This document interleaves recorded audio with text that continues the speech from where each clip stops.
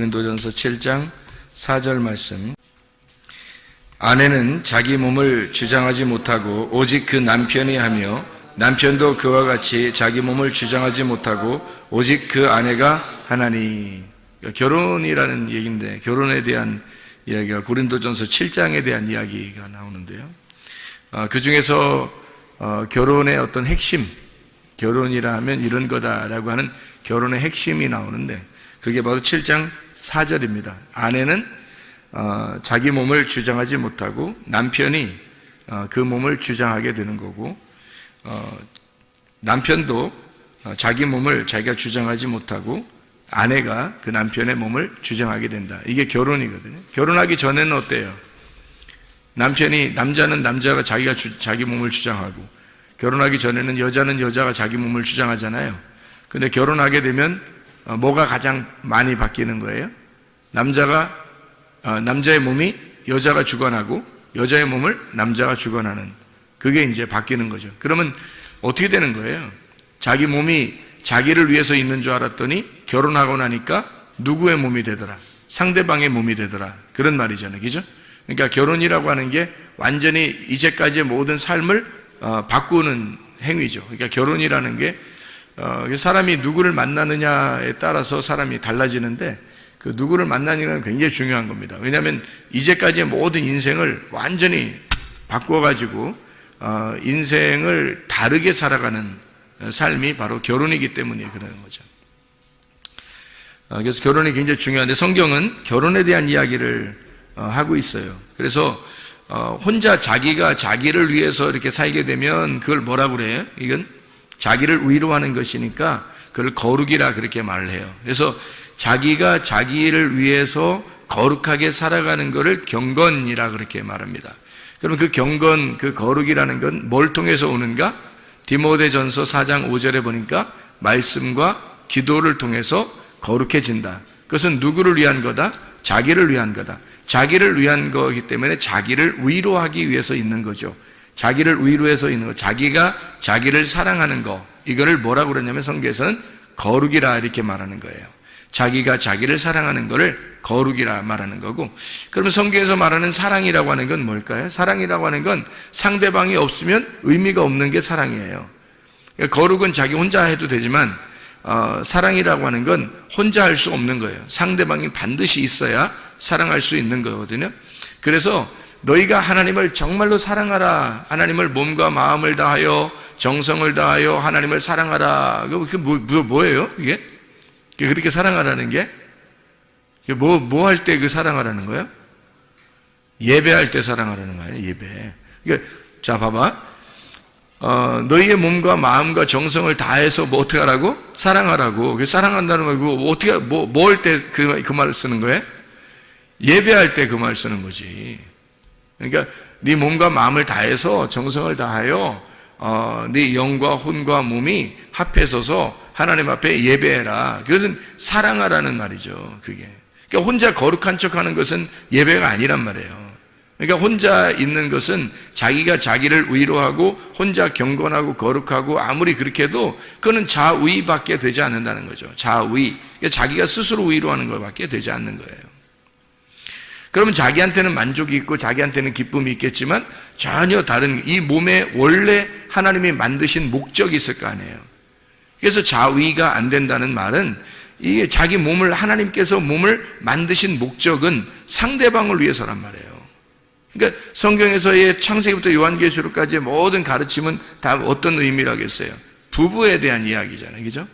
그러니까 창세기에 천지 창조를 하고 난 다음에 남자와 여자를 만드신 이유가 둘이 부부가 되기 위해서예요.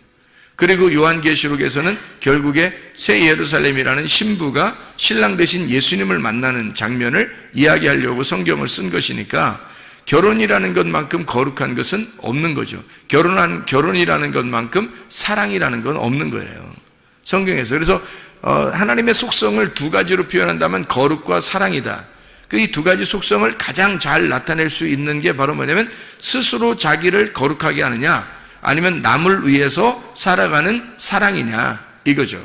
그러니까 스스로 자기가 위로하는 자위, 이건 안 된다는 얘기고, 사랑, 다른 사람을 위해서 존재하는 나, 이런 사랑은 필요한 거다는 거죠.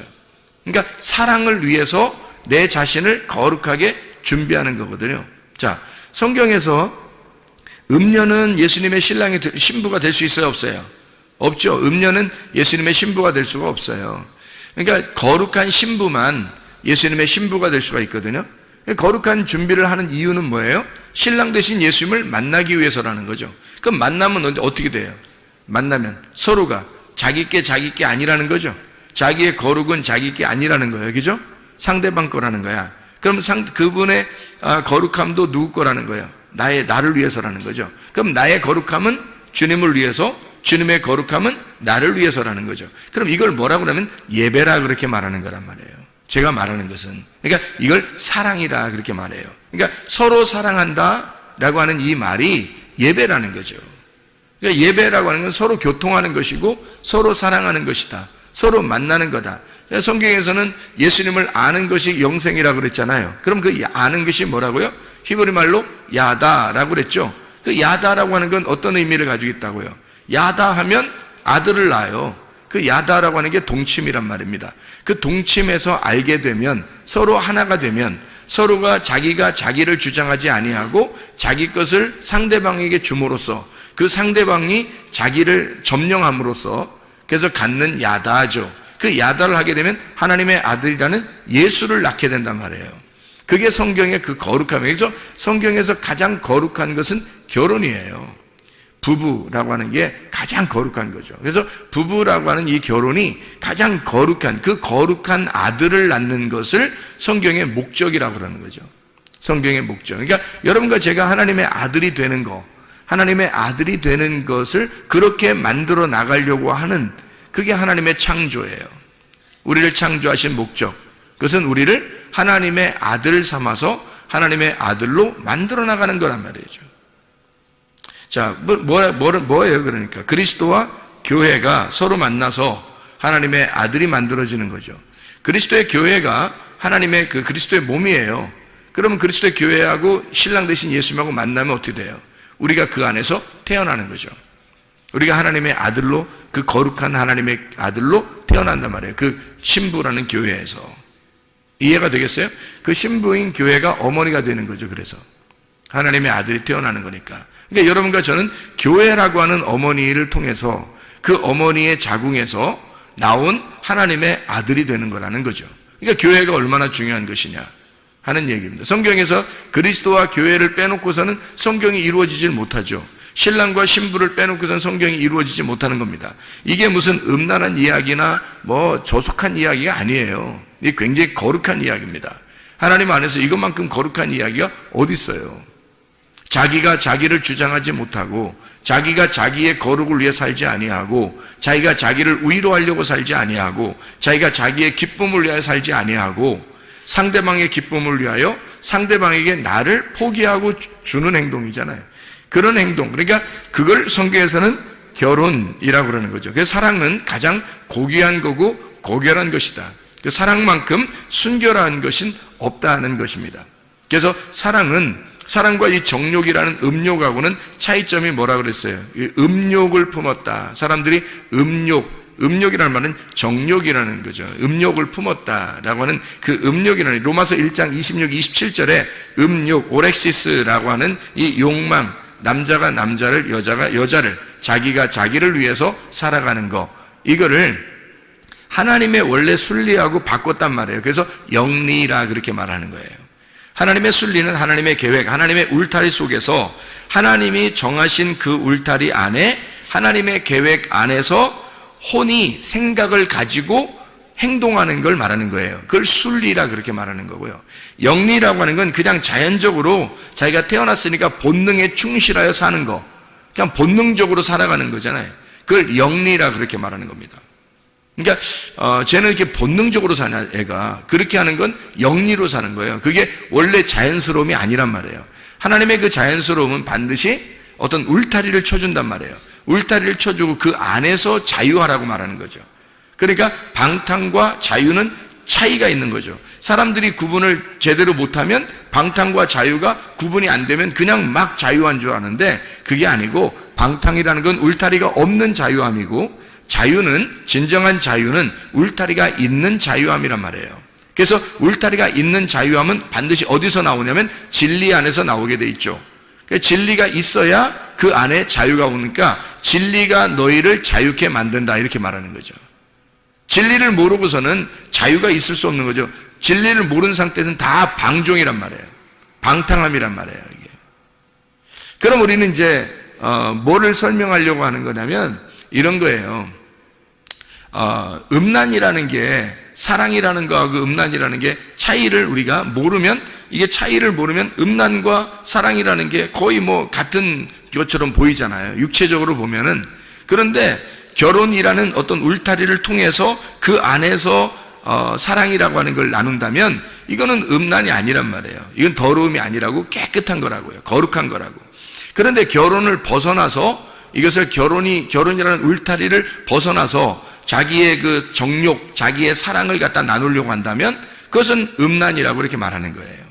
더러움, 방탕이라고 말하는 거죠. 그러니까 이 울타리라는 진리가 굉장히 중요한 거죠, 우리에게는. 이 말씀이라는 그 진리 안에서 우리가 자유해야 된다는 그런 말이고, 그래서 사랑이라는 건 거룩하고 고귀하고 순결하고 울타리가 있는 자유지만 음란이라는 음욕은 정욕적이고 더럽고 울타리가 없는 방탕을 의미하는 것이다. 이렇게 볼 수가 있는 거죠. 자, 우리가 그러면 이 사랑이라고 하는 걸 다시 한번 잘 생각해 봐요. 예배라고 하는 게 뭐라고요? 결국엔 사랑이라고요. 근데 그 사랑을 내가 나를 사랑하는 사랑이 아니라 내가 남을 사랑하는 사랑이 진짜 예배라는 얘기죠. 그러면 남을 사랑하는 게 신부가 사랑할 수 있는 대상이 누구밖에 없어요? 신랑밖에 없는 거예요. 신부는 신랑밖에 사랑할 수가 없어요. 신랑은요, 신부밖에 사랑할 수가 없거든요. 그래서 신부가 신랑을 사랑하고 신랑이 신부를 사랑하는 것이 그것을 결혼이라 예배라 그렇게 말하는 거랍니다. 그러니까 서로 사랑인데 이 서로 사랑한다는 그 서로 사랑이라는 그 예배는, 그 사랑은 예배를 말한다. 신랑이 신부를, 신부가 신랑을 사랑하는 것을 말한다. 이것을 예배라 그런다 이죠. 그래서 이 사랑이라고 하는 단어를 성경에서는 아가페 사랑이라고 하는 말하고 필레오 사랑이라는 말을 썼어요. 그럼 아가페 사랑이라는 말하고 필레오라는 사랑은 사람들이 보통 어떻게 알고 있어요? 아가페 사랑은 일방적인 사랑을 말해요. 한 사람이 다른 사람을 일방적으로 사랑하는 걸 아가페 사랑이라고 말한다고 그러죠. 그래 하나님의 사랑이라고 말해요. 그걸 그냥 혼자 있어도 사랑하는 그 사랑, 그냥 절대적인 사랑, 그게 이제 아가페 사랑이라고 그러는 거죠. 그럼 필레오 사랑은 어떤 사랑을 의미한다고 그래요? 서로 사랑을 의미한다고 그러죠. 그러면 이쪽에 사랑한다면 반드시 그 사랑을 받는 사랑, 사랑을 받으면 반드시 사랑을 해주는 사랑, 그래서 사랑을 받고 사랑을 해주는 그 사랑을 필레오 사랑이라 그렇게 말해요. 그러면 아가페 사랑과 필레오 사랑에서 어떤 게 더 사실은 완성적인 것이냐 하면 아가페 사랑이 필레오가 되면 더 완전한 사랑이 되죠. 완성된 사랑이 되는 거죠. 그래서 예배라고 하는 것은 실제로는 하나님이 아가페 사랑을 해서 우리에게 오는 것은 어떤 면에서 일방적인 거죠. 그는 우리가 그 사랑을, 아가페의 사랑을, 예수님이라는 그 아가페의 사랑을 깨달았어요. 깨닫고 베드로가 요한복음 21장에 예수님을 두 번째 만나고서 그가 필레오 사랑한다고 고백할 때 그 사랑을 깨달았다는 얘기는 어떤 사랑을 깨달았다고요? 당신이 나를 위해서 죽으신 그 아가페 사랑을 깨달았습니다 하는 그 필레오 사랑합니다 라고 고백했던 그 베드로의 사랑이라고 하는 게 어떤 면에서는 예배라는 거죠. 그게 예배. 그러니까 예수님께서 나를 위해서 죽으신 그 사랑을 내가 깨닫고 내가 당신을 이제 드디어 사랑하게 되었습니다 라는 그 사랑은 이제 일방적인 사랑이 아니라 당신과 나의 사랑인데, 나는 당신을 위해서 사랑하게 돼 있고 당신은 나를 위해서 사랑한다는, 당신은 나를 위해 사랑했고 나는 당신을 위해서 사랑하겠습니다 라고 하는 고백이 필레오 사랑이겠죠. 그럼 그 말이 예배라는 얘기입니다. 서로의 사랑이고 서로를 위해서 내 몸은 당신을 위한 것이고 당신의 몸은 나를 위한 것입니다 라고 하는 그 결혼의 관계, 신랑과 신부의 그 관계를 설명해 주고 있는 거죠. 그게 바로 뭐냐면 예배라고 하는 겁니다. 그 야다, 기노스코라고 하는 그 안다라고 하는 것은 실제로 몸과 마음으로 깨달아 아는 것을 의미하는 것이니까, 이것은 스스로 위로하는 자위가 아니라 진짜 사랑이라는 거죠. 하나님과 우리와의 진정한 사랑, 그 필레오의 사랑, 예배가 성립된 서로의 사랑, 서로 통한 사랑, 통했느냐 할 때 그 서로 통하는 사랑, 그 서로 관계가 있는, 서로 통하는 사랑을 말하는 것입니다. 그래서 룻이라고 하는 사람이 친구라 그랬죠. 친구, 룻이라는 여자의 이름이 친구라 그래요. 그러면 룻이라는 사람과 보아스의 만남은 어떤 관계의 만남이라고요? 친구의 만남의 관계라고요. 그럼 친구는 어때요? 비밀이 있어요, 없어요? 없어요. 비밀이 없다는 말은 비밀이 벗겨졌다는 얘기고, 이게 진리가 드러났다는 얘기거든요. 진리라고 하는 건 비밀이 사라졌다는 게 진리예요. 진리는 뭔가 감추어져 있는 것이 더 이상 감추어지지 않았다라는 게 진리라는 말이거든요. 그러면 반대로 거짓은요, 감추어져 있다, 아직도 깨닫지 못했다, 아직 모르겠다, 내가 저 사람을 모르겠다라면 거짓이란 말이에요. 그러니까 거짓은 뭔가 감추어져 있는 걸 거짓이라 그러고, 진리라고 하는 것은 뭔가 드러난 것을 진리라 그렇게 말하는 거거든요. 자, 친구는 거짓이라는 비밀이 없어요. 이렇게 감추어진 게 없는 걸 친구라 그런다고. 요한복음 15장 13절부터 17절까지 말씀하는 거죠. 예수님이 우리를 갖다가 뭐라고 했다고? 친구라 그렇게 말했다고. 너희에게는 종이라 하지 않으니까 너와 나는 비밀이 없다 이렇게 말해요. 그러니까 비밀스러운 게 없으면 진리 가운데 있는 거고, 진리는 우리를 자유하게 하는 거고, 그 진리라는 울타리를 통해서 그 안에서 마음껏 사랑하자라고 하는 게 주님과 우리와의 사랑이고, 그게 예배라는 것입니다. 예배가 그만큼 소중한 거고, 그만큼 아름다운 거고, 그만큼 사랑스러운 거예요. 그러니까 예배라고 하는 걸 모르면 사랑을 나누는 예배가 안 되고, 그냥 억지로 막 힘들지만 내가 와서 참여해서 예배를 드려야 하는 그런 율법적인 예배가 되겠죠. 그 말은 서로 사랑이 안 되는 거죠. 아직 통하지 않은 겁니다. 아직 예수님의 그 마음과 통하지 않은 거예요. 하나님의 마음을 모르고 그냥 일방적으로 예배를 드리는 거죠. 자기가 그냥 옳다고 생각하는 거, 자기는 그냥 이것이 옳다라고 생각해서 이렇게 하면 되겠지라고 생각하는 자기의 정답이 있는 거예요. 마태복음 5장에 보면 그런 말씀이 있죠. 5장 29절 30절의 말씀에 보면 오른 눈을 빼고 또 오른 손을 찍어내버려라 그런 말이 있어요. 그리고 천국에 들어가는 게 더 낫다 그런 말이 있거든요. 그 옳은이라는 게 뭐예요? 옳은이라는 게 옳다는 말이거든요. 옳다는 말. 네가 옳다고 생각하는 거, 너의 율법, 너의 말씀, 네가 생각하는 진리, 네가 생각하는 거, 하나님이 생각하는 게 아니라 네가 생각하는 진리, 네가 생각하는 옳다는 율법, 네가 생각하는 계명, 네가 생각하는 거, 옳다고 생각하는 그거를 찍어내버려라는 거죠. 그걸 찍어내버리면 실제로 옳은 눈으로 오시는, 옳게 오시는, 옳은 손으로 오시는, 옳은 눈으로 오시는 그 주님이 너의 것이 될 것이라는 거죠. 나의 옳은 것을, 내가 옳다고 생각하는 옳은 눈과 옳은 손을 빼버리고 찍어내버리면, 그러면 주님께서 나의 옳은 눈이 되시고 주님께서 나의 옳은 손이 되셔서 내가 잃어버린 그 자리를 주님이 채우신다는 거죠. 그게 진리입니다. 그러니까 내가 가지고 있는 것들을 뽑아버리는 거, 내가 가지고 있는 진리의 눈, 이거를 뽑아버려, 내가 생각하는 그 진리의 손을 찍어버려.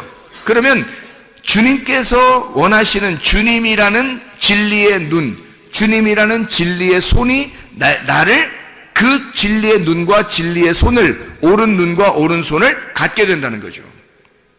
그러면 이게 어떤 얘기할 때 이게 나온 거예요? 이게 어떤 얘기할 때? 마태복음 5장 29절 30절 말씀에 뭔 얘기하다가 이런 얘기했어요? 간음한 거 하지 말라고 할 때 이런 얘기하거든요. 간음하지 말라 할 때 이 얘기하는 거예요.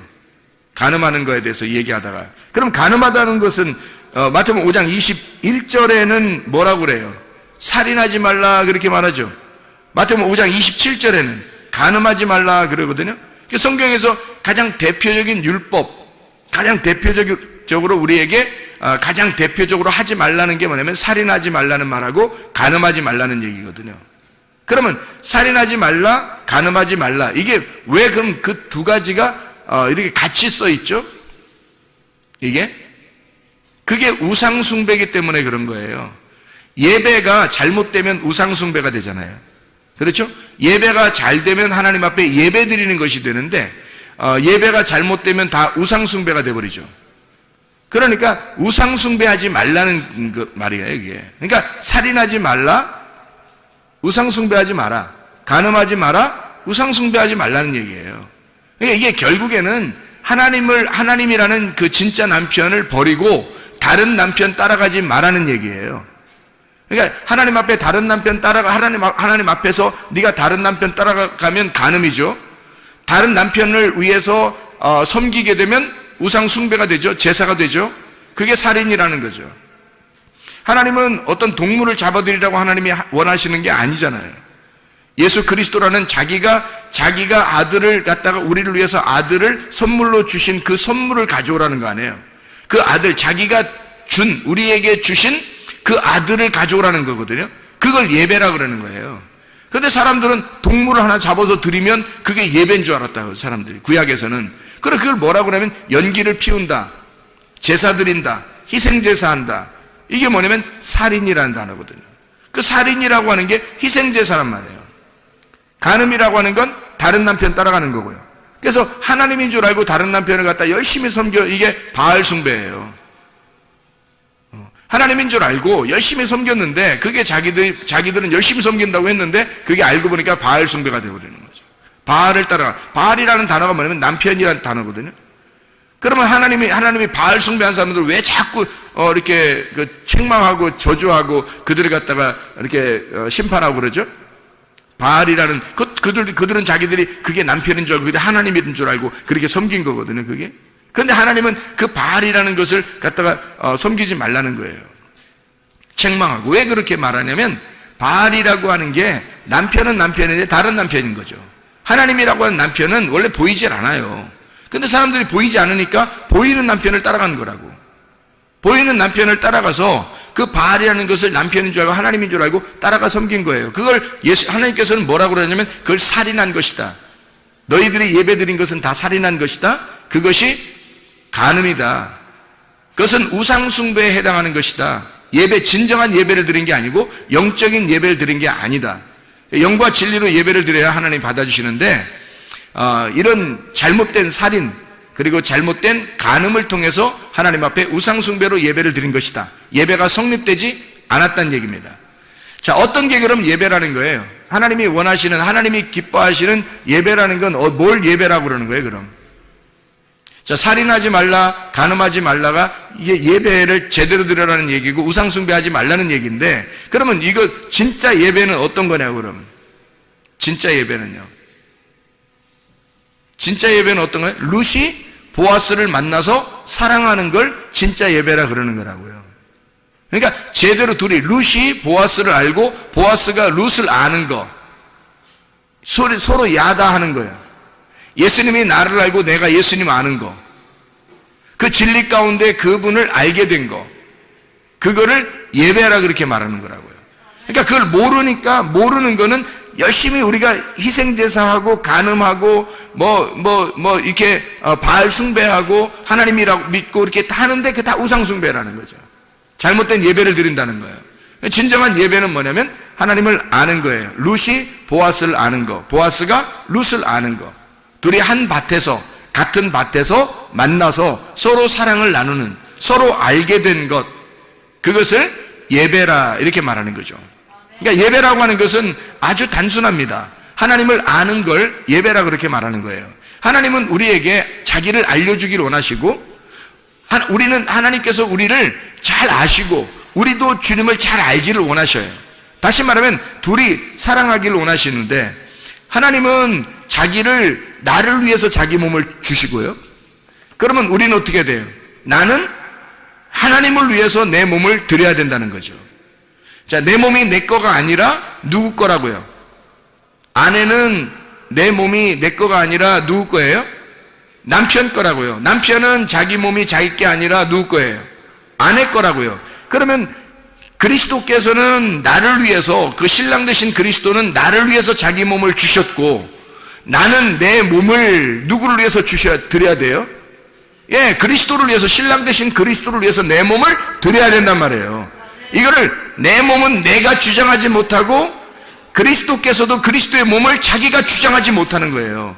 그리스도는 자기의 몸을 우리를 위해서 주시고, 우리의 몸은 우리가 그리스도를 위해서 드려서, 이 둘이, 나는 주님을 위하여, 주님은 나를 위하여 서로 사랑하는, 서로 자기 거를 드리는, 상대방에게 내 거를 드리는, 나의 소중한 것을 드림으로써 그분의 몸이 내 거가 되고 나의 몸이 그분의 것이 되는, 내 소중한 것을 포기하고 그분의 소중한 것을 받는, 그게 서로 사랑이라는 예배라는 거죠.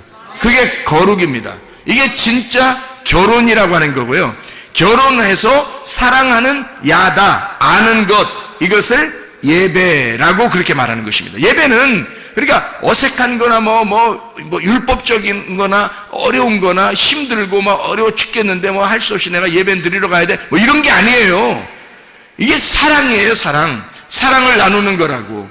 하나님의 말씀 안에서 그 말씀을 서로 먹는 시간, 주님에게 내 몸을 드리는 시간, 주님의 몸을 내가 받는 시간이란 말이에요. 서로 동침하는 시간이라고. 그게 서로 하나가 되는, 결혼하는, 서로가 자기의 몸을 자기가 주장하지 못하고 상대방이 주장하게 하는 그 시간이란 말이에요. 가장 아름다운 시간이겠죠. 가장 사랑스러운 시간이겠죠. 그게 예배라고요. 그게 성경에서 말하는 예배의 정확한 표현이라고요. 제가 알기로는 이게 성경에서의 예배의 가장 정확한 표현인 것 같아요. 고린도전서 7장 3절부터 9절까지의 말씀입니다. 그래서 얘기해요. 서로 사랑하는, 자기가 자기를 사랑하는 게 아니라 상대방을 위하여 자기를 드리는 사랑, 이게 진정한 사랑이다 라고 하는 것을 우리에게 말하고 있는 거죠.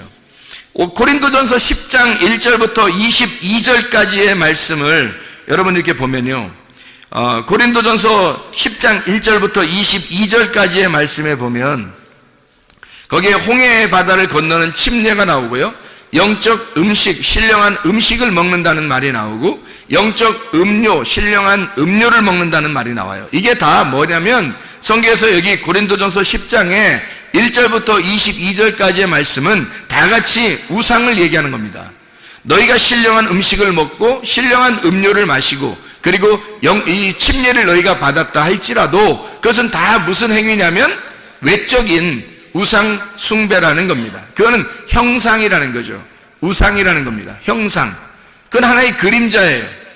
그림자라고 하는 이 형상은 세메이온이라고 그래요. 이거 표적이라고 그럽니다. 사람들이 기적을 따르고 이적을 따르고 어떤 표적을 따른다는 그 표적을 통해서 하나님은 반드시 뭔가를 가르쳐 주려고 그러는 거예요. 예를 들어서 소경의 눈을 떴어요. 그러면 소경의 눈이 뜬 것은 뭐를 설명해 주게 한 것 같아요. 여러분이 성경에서 보면 반드시 진리의 눈이 가려졌던 것이 진리가 열어졌다는 것을 알려주려고 하는 거거든요. 그러니까 율법의 눈이 너희가 가려져 있어. 그래서 너희가 껍데기만 보고 있는데 이 껍질이 벗겨져 눈이 열려져. 사도 바울이 사울이었을 때 그가 눈이 가려져 있었는데 예수를 만나니까 눈꺼풀이 벗겨지는 것처럼 이렇게 진리의 눈이 열려지는 거, 이게 소경의 눈을 띄워주고 하시는 주님의 마음입니다. 그 말씀이거든요. 이것은 그러니까 소경을 눈을 뜨게 한다는 건 뭐예요? 그거는 진짜 진리를 보게 하는 거예요? 아니면 그거를 알려주는, 이런 것이 있다고 알려주는 세메이온, 어떤 표적이에요. 표적이라고요. 그래서 기적을, 예수님이 가는 곳마다 기적을 일으키고 표적을 일으킨 이유는 바로 그걸 통해서 진리의 말씀을 설명하고자 한 것이었습니다. 근데 사람들은 그 표적을 따라요. 그 세메이온을 따라간다고요. 그게 바로 뭐냐면 손가락과 같은 거거든요. 세메이온이라는 건 손가락과 같은 거예요. 꽃을 이렇게 지시할 때, 이게 지적할 때 내가 손가락으로 이게 꽃을 이렇게 지적하잖아요. 그러면 이 손가락을 사람들이 쳐다보면 되겠어요? 손가락이 지시하는 꽃을 쳐다봐야 되겠죠. 꽃을 쳐다봐야 되는데 손가락을 보고 있다고 사람들이. 자, 태양이 있는 것은 손가락과 같은 거거든요. 태양이 있는 것은 빛이 있다는 걸 알려주려고 그러는데 태양만 사람들이 아주 좋아한단 말이에요. 그러면 태양 숭배가 되는 거예요. 그러니까 손가락으로 꽃을 가리켰는데 꽃을 쳐다봐야 되는데 이 손가락을 바라보면 손가락 우상이 되는 거란 말이에요, 이게. 여러분, 여기 목사를 세워놨어요. 목사를 바라보고서 구원받는 게 아니거든요. 목사를 통해서 누굴 쳐다보라는 거예요. 이 손가락이라는 목사를 통해서 누구를 바라보라고요? 실체이신 예수님을 만나라고 그러는 거거든요. 예수님을 쳐다보라고 중간에 손가락을 둔 거예요. 손가락으로 가리키는 거거든. 그게 손가락 같은 게 그림자, 세메이온이에요. 저도 여러분 앞에 서 있는 표적이라고요, 이게. 그러니까 표적을 따라가거나 표적을 믿거나 하는 게 아니라고요. 표적을 통해서 반드시 실체를 만나야 된다고요. 태양을 통해서 빛을 만나야 되는 것처럼 세메이온이라고 하는 이 그림자, 다시 말하면 광야에서 사람들이 신령한 음료를 마셨어요. 침례를 받았어요. 홍해바다를 건넜어요. 그리고 막 40년 동안이나 계속 내려오는 만나를 먹었어요. 그리고 신령한 음료를 또 막 마셨어요. 그렇게 하면서도 그들은 광야에서 다 죽었어요. 왜? 성경에서는 고린도전서 10장의 1절부터 4절에 계속 1절부터 22절까지 설명해서 왜 그런 이야기를 하나요? 이 표적을 통해서 그들이 표적을 맛보았지만 그러나 광야에서 다 죽었다. 너희들에게 이것이 본보기가 되어서 우리에게 와 있다는 거예요. 그래서 이 본보기에 대한 이야기를 하면서 나중에 뭐라고 얘기하냐면 고린도전서 10장 1절부터 22절까지 쭉 이렇게 설명하면서요, 뭘 설명하냐면 너희가 우상을 따랐다는 거예요. 그게 형상을 따라갔다는 거예요. 세메이온을 따라갔다는 거예요. 그림자를 따라갔다는 거예요. 그 표식을 따라갔다는 거예요. 그렇게 하는 것 자체가 주의 만찬도 마찬가지라는 겁니다. 주의 만찬도 떡과 포도주를 먹으면서 이게 무슨 예수님의 살이요 예수님의 피다 그러면서 그걸 갖다 먹고 마시면서 그렇게 먹고 마셨으니까 나는 주님과 함께 있겠지라고 하는 그렇게 생각하는 사람들도 있다는 거죠. 그게 아니라는 겁니다. 다시 말하면 그것도 역시 손가락에 불과하다. 그것도 태양에 불과하다. 그거 역시도 우상에 불과하다는 겁니다. 자, 생각해 보세요. 빛이신 그리스도를, 그 실체를 알아야, 그 실체를 만나야 그 목적을 가지고 성경을 써놨는데 이 성경책이 거룩한 줄 알고 성경책만 바라보고 살면 되겠느냐 이거죠. 안 됩니다. 성경책이 우리에게 있는 것은 무엇을 가리켜서 그 가리키는 손가락을 보고 살게 하는 것이 아니라 이걸 통해서 실제로 이 안내문, 여기 있는 제품 설명서죠. 이게 이 성경책이 제품 설명서와 같은 거예요. 근데 그 제품을 갖다 사용해야지 설명서만 쳐다보고 살면 되겠습니까? 말이 안 되죠. 이게 설명서라고요. 하나님을 만나서 어떻게 살아야 되는지에 대한 설명서란 말이에요. 그러니까 하나님 만나는 게 훨씬 더 중요한 거죠. 그게 실체지. 우리는 어떤 우상을 숭배하는 그런 예배를 드리는 사람들이 얼마나 많은가. 실제로 주님 만나는 것이 아니라 주님과 사랑을 나눠야 되는데 주님과 사랑을 나누려고 하는 게 아니라 뭔가 이상하다 이 말이에요. 뭔가 다른 걸 자꾸 표적을 따르고 기적을 따르고 손가락만 쳐다보고 앉아있다는 거죠. 그게 이상하다는 거죠. 진짜를 못 만났다는 거죠. 자, 생각해 보세요. 하나님이 어떤 형상을 가지고 있어요? 안 가지고 있어요? 안 가지고 있어요. 하나님의 형상이 없단 말이에요. 하나님은 영이고 진리이기 때문에 형상이 없어요. 하나님의 모양이 없으니까, 그런 형상이 없으니까 누가 내려왔어요? 하나님이라는 분을 있다고 알려주려고 누가 내려왔어요? 예수님이 내려왔다고요. 예수님이 내려왔는데 예수님은 누구의 형상이에요? 하나님의 형상이라고. 하나님의 형상이 예수님이라고요. 그러니까 이 형상은 때려 부셔야 돼, 안 부셔야 돼? 때려 부셔야 되죠. 그래서 예수님이 십자가 못 박혀 죽는 거예요. 자기 형상은 깨져야 되니까. 형상은 깨지고 누구를 설명하는 거예요? 하나님이라는 영, 보이지 않는 하나님이라는 영을 설명하는 거예요. 그리스도가 이 땅에 오신 것은 하나님 아버지를 설명하려고 오신 형상이란 말입니다. 우리는 그리스도가 부활하셨죠. 근데 그 부활하신 그리스도의 형상이 누구냐면 우리란 말이에요. 그러니까 우리를 통해서 누가 드러나야 되겠어요? 그리스도가 드러나야 되는 거죠. 우리는 그리스도의 형상이니까 그리스도를 나타내려고 나를 통해서, 나라는 우상을 통해서 그리스도라는 실제를 만나게 하려고 나라는 우상을 세우는 거죠. 우리라는 형상을, 그림자를 세우는 것은 진짜 그리스도를 만나게 하기 위한 겁니다. 그렇죠? 그러면 그리스도를 만나는 실체를 만나도록 하셔야지 자기를 갖다가 만나게 하면 안 되는 거죠. 그러니까 나는 나를 자랑해서는 안 된다는 겁니다. 그죠? 그러니까 나라고 하는 건 누구를 위해 존재한다? 그리스도를 위해서 존재한다. 그리스도는 누구를 존재한다? 하나님을 위해서 존재한다. 그리스도가 하나님을 위해서 존재하기 때문에 빌립보서 2장 5절부터 11절까지 말씀에 자기를 십자가에 죽기까지 복종하시다 그러는 거예요. 왜냐하면 그분이 십자가 못 박혀 죽어야 하나님 아버지가 영광을 받고 드러나기 때문에 그렇습니다. 그 실체가 나타나기 때문에. 왜냐하면 그분이 육체라고 하는 인간의 몸으로 오셔가지고 그분이 죽으셔서 부활하신 하나님이 되셔야 진짜 하나님을 알 수 있거든 우리가. 그래서 그리스도가 하나님을 소개하려고 이 땅에 오셔서 자기가 그리스도를 소개하고 하나님을 소개하고 마지막으로 자기가 십자가 못 박혀 죽으면서 다 완성했다고 말하는 겁니다. 그럼 우리들도 그리스도를 나타내려면 어떻게 해야 돼요? 자기 십자가를 지고 자기를 부인하고 따라가 내가 십자가를 지고 죽을 때 그때 완성된다는 거죠. 그래야 그리스도가 나타난다는 것입니다. 그러지 않고서는 그리스도가 안 나타나는 거예요. 그리스도가 내가 하나가 되려면 내가 죽어야 그리스도와 하나가 되는 거죠. 그리스도가 하나님하고 하나가 되려면 그리스도가 죽어야 하나님하고 하나가 돼서 하나님으로 나타난단 말이에요. 이해가 되시죠? 그러니까 하나님을 나타내기 위해서 그리스도를 나타내기 위해서 내가 존재하는 거라는 거예요. 이게 다 모두 다 우상인 거죠. 자, 이스라엘 백성이 애굽에서 탈출해가지고 홍해바다를 건넌 것도 형상이죠. 그림자죠. 만나를 먹은 것도 그림자입니다. 형상이에요. 음료를 마신 것도 신령한 반석으로부터 나온 그 음료를 마신 것도 다 형상이에요. 그림자예요. 신령한 반석은 그리스도라는 거죠. 반석이 중요한 게 아니라, 그래서 반석을 섬기는 게 아니라 그리스도를 만나야 된단 말이에요. 실체이신 그리스도를 만나는 것이 목적이라는 거죠. 하나님은 우리에게 영으로 진리 안에서 예배하고 함께 만나서 서로 사랑하자. 이것이 안 되면 너희는 우상 숭배하는 것이다. 우상 숭배는 살인하는 거야. 그게 다른 신을 섬기는, 다른 남편을 만난 간음하는 자이다. 이렇게 말하는 거죠. 그래서 우상 숭배는 살인이고 간음하다. 그래서 고린도전서 10장 1절부터 22절까지 말씀에서는 우상 숭배하지 마라 그래요. 우상 숭배하지 마라. 그게 뭐 하지 말라는 말이에요? 살인하지 마라 그런 말이에요. 다시 말하면 뭐 하지 말라? 간음하지 말라는 말입니다. 시험하지 말라는 말이에요. 원망하지 말라는 말입니다. 그럼 어떻게 해야 돼? 하나님의 성령 안에서 그리스도의 몸이 되어 교회로 하나가 되어야 된다. 이렇게 고린도전서 10장에는 설명해 주고 있단 말입니다.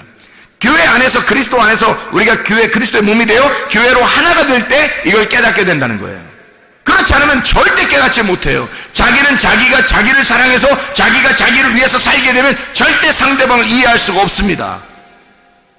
그리스도가 그리스도를 위해서 스스로만 살게 되면 우리는 절대 그리스도를 이해할 수가 없어요. 그리스도가 나를 위해서 죽으셨기 때문에 우리가 비로소 그리스도를 통해서 하나님을 알게 된 거죠. 여러분, 마찬가지예요. 그리스도께서는 우리에게 아내의 몸은 남편이 주장하고 남편의 몸은 아내가 주장하는 것이다. 그게 고린도전서 7장 4절의 말씀이에요. 아내는 자기 몸을 주장하지 못하고 오직 그 남편이 하며 남편도 그와 같이 자기 몸을 주장하지 못하고 오직 그 아내가 하나니. 이게 뭐라고요? 사랑이라고요. 이게 서로 사랑이라고요. 이게 부부의 관계라고요. 이걸 결혼이라고 말하는 것입니다. 결혼하기 전에는 자기 몸을 자기가 스스로 자위하고 자기가 자기 스스로 자기 거라고 생각했어요, 몸을. 근데 결혼하자마자 자기 몸이 자기 게 아니라 상대방의 것인 걸 비로소 깨달았단 말이죠. 그게 결혼이라고 하는 거죠. 자, 그리스도는 나를 위해서 자기의 몸을 주셨다고요. 나하고 결혼하기 위해서 자기의 몸을 나에게 주셨다고요. 그러면 나는 내 몸을 그리스도를 위해서 드리는 거란 말이에요. 그는 네 몸과 마음과 정성과 뜻과 영을 다하여 혼을 다하여 네가 목숨을 다하여 하나님을 사랑하라 라는 말이죠. 그러면 네 모든 것을 다 드려서 예배하라 그런 말이잖아요. 진정으로 예배하려면 그렇게 하나님 앞에 자기의 몸을 다 드려서 하나님 앞에 예배하라. 하나님은 나에게 자기를 다 드려서, 나를 위해서 자기 몸을 다 드려서 예배했다고요. 그러면 나는 내 것을 다 하나님 앞에 드려서 예배하는 것이 당연한 것이 아닌가. 그게 결혼이 아닌가 이 말이에요. 진짜 하나님하고 그리스도와 결혼해야 우리가 신부가 된 거고, 그리스도의 신부가 돼야 하나님 나라에 가죠. 하나님 나라에 가야 하나님 나라가 된 것이고, 하나님 나라가 하나님의 말씀인 거거든요. 여러분, 천국에 가려고 우리가 교회 나왔는데 하나님 나라에 천국에 못 가면 안 되잖아요. 그럼 어떻게 할 때 천국 가요? 내가 그리스도의 몸이 됐을 때, 그게 천국 가는 사람, 백성이거든요. 그러면 어떻게 생각해봐요? 내가 그리스도를 위하여 내 것을 다 드렸을 때, 그때 그리스도의 몸이 되는 것입니다. 그리스도가 나를 위해 자기 몸을 다 주셨기 때문에 그리스도는 내가 되신 거죠. 그리스도가 내가 되고 내가 그리스도가 될 때 그게 천국이라는 것입니다. 예배라고 하는 것은 서로 사랑이에요. 예배라는 것은 그리스도와 우리가 둘 다 사랑하는, 서로 사랑하는, 동침하고 야다하고 기노스코하는, 서로 몸과 마음으로 깨달아 아는 그 아주 사랑스럽고 아주 아름다운 시간을 예배라 그렇게 말하는 것입니다. 진정으로 예배 송구하는 주의 사람들이 다 되시기를 바랍니다. 우리 하나님 아버지 사랑과 은혜를 감사합니다. 아버지 말씀으로 충만케 도와 주시옵소서. 그리스도 예수 안에서 서로 사랑하고 주님과 우리가 서로 하나가 돼 진정으로 동침하여 그리스도 예수와 한 몸 된 그리스도 예수의 교회가 되어 그리스도 예수의 사람으로 살다가 주님 만나게 도와 주시옵소서. 예수 그리스도 존귀하신 이름 받들어 기도 올려옵나이다. 아멘.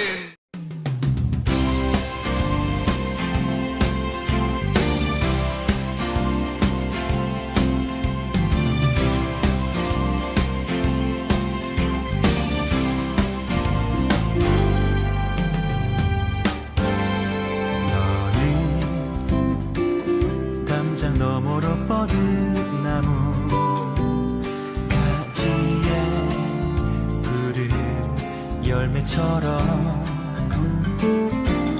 하나님의 귀한 축복이 삶에 가득히 넘쳐날 거야.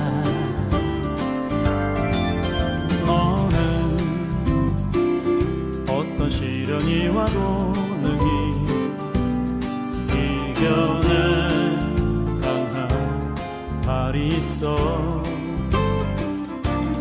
전능하신 하나님께서 너와 언제나 함께 하시니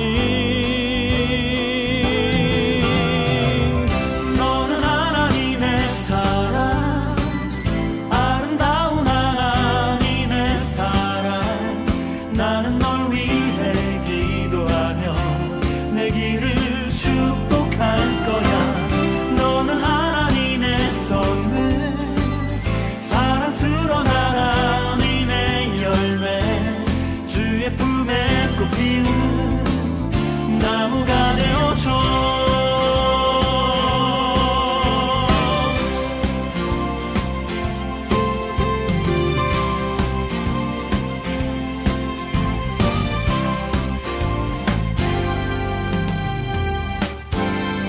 너는